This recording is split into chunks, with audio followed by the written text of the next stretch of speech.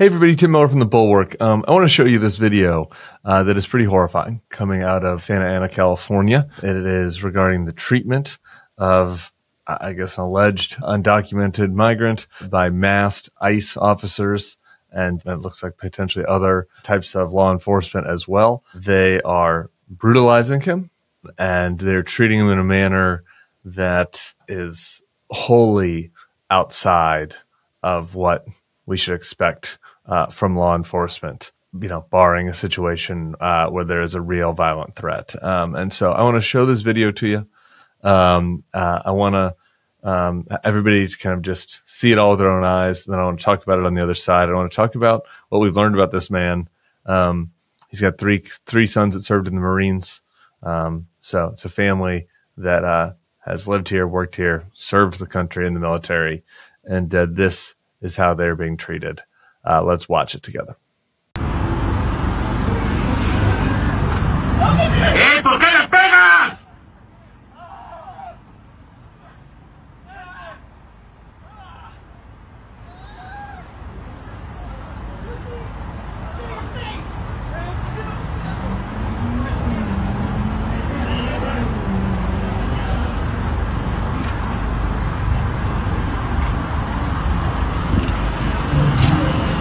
Yo estoy grabando.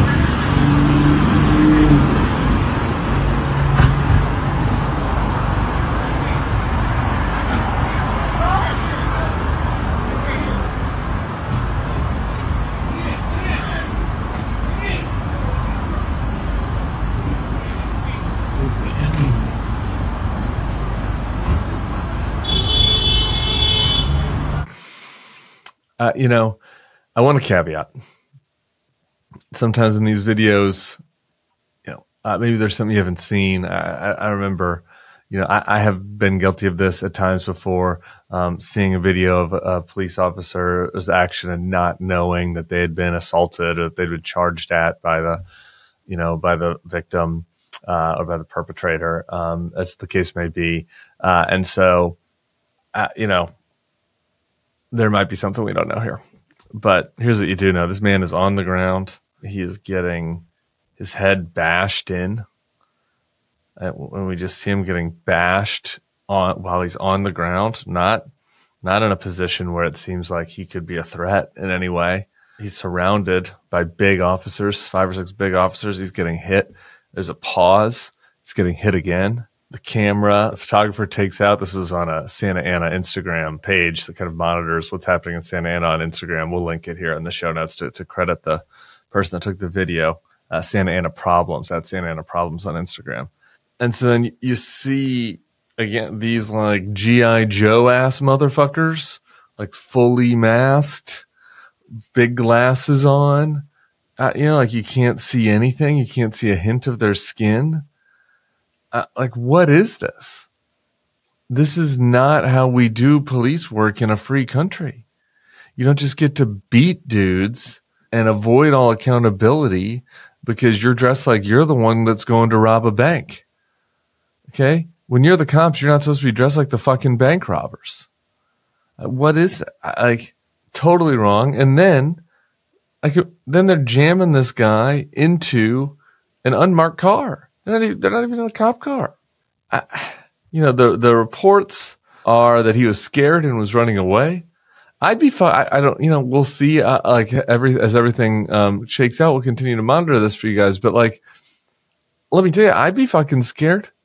Guys pull up in a unmarked SUV, hop out. They got, commando vests on. They got masks. You don't know what's happening. They're shouting at you. Yeah, I'd be pissing my pants. I'd be scared. I don't know what I'd do. I might run. I might call for my mom. That is frightening. That is, I can't, if this is if the person is alleged as to be like a serial rapist or something, and the police feel like they need to catch them off guard because they've been avoiding police, right? Maybe there's a circumstance where this type of police work is necessary, but for immigration enforcement, it's horrifying. And then what you learn about the family. So his name is Narciso Barranco. I want to shout out Santanero.org and KTLA in Los Angeles. I'm going to take this information from. As I mentioned, he has 3 sons, all served in the military. Santanero talked to Alejandro, who is the oldest son, a Marine veteran, had served in Afghanistan. At least one of the sons had served in Afghanistan. And here's what he said. He always worked hard to put up food on the table for us and my mom. He was always careful. He always did his taxes on time. He never caused any problems. He's known as a kind and helping person by everyone in our community. My parents always taught me, respect everybody, love your country. He has no criminal history. It makes me really mad that I wasn't there to help him out. At the time of this taping, both Santanero and KTLA had reached out to police and CBP and Santa Ana police officials and not yet heard back. Alejandro also said that his father was pepper sprayed in addition to being repeatedly punched in the face, and that he was working as a landscaper at the IHOP when he was taken in. This is what I say this in every video, but I think it's important, especially if there are folks that are coming to this video who maybe are more sympathetic toward the idea of deportations than I am, or at least deportations of nonviolent people who've been in this country, been working, been following the rules. There are a lot of ways to deport people. I mean, Obama deported a lot of people. Okay, there are a lot of ways to deport people. There are ways to do so with dignity.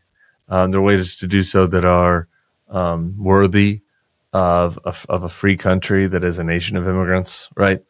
There are ways to do so in a way that's worthy of the service of the family members of these migrants, of people that are here legally, who have kids, spouses in many of these cases, who are here legally, in this case, who serve this country.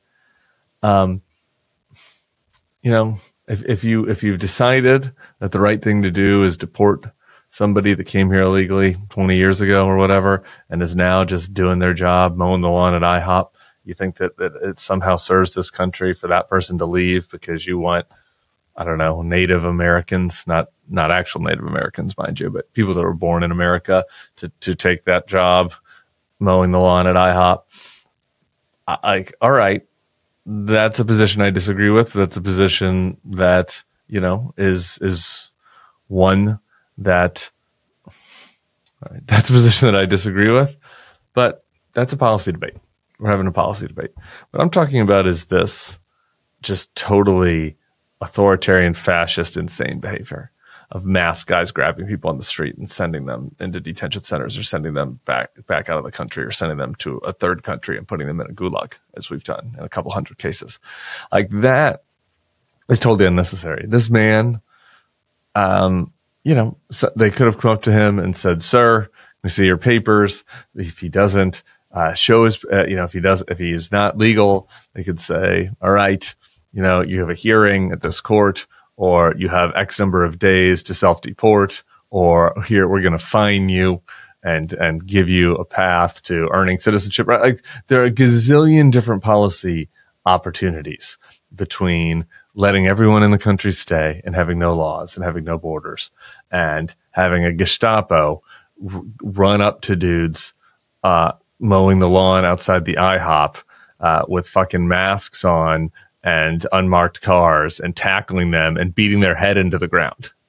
Okay? There's like a huge policy space between those two things. And I would think that basically everyone who is not a sadist, and who does not want this to be like some sort of authoritarian state where people are not allowed to come and visit here, anyone else, even quite conservative people, even people who have quite strong views when it comes to immigration, I would think could agree that the right approach is not to have an unmarked vehicle drive up to an IHOP and then have 6 guys with masks on, not identifying themselves, tackle a dude, pepper spray him, and beat his head into the ground.